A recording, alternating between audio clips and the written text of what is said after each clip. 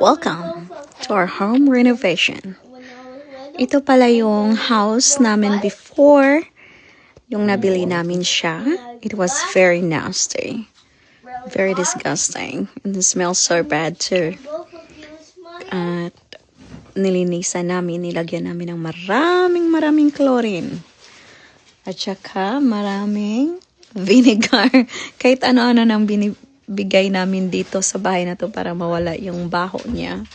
So, kinukos talaga ko itong mga sobrang dumi. Tas ito, na time na to, I was choosing the tiles. So, yan. Kinuha ni tatay yung tiles para ilagay namin sa, namin. Ayan. Ito na yung bathroom. Medyo ito pa yung before na bathroom. And then, si baby nag-help sa amin. Kasi, very, talaga, disgusting na bahay.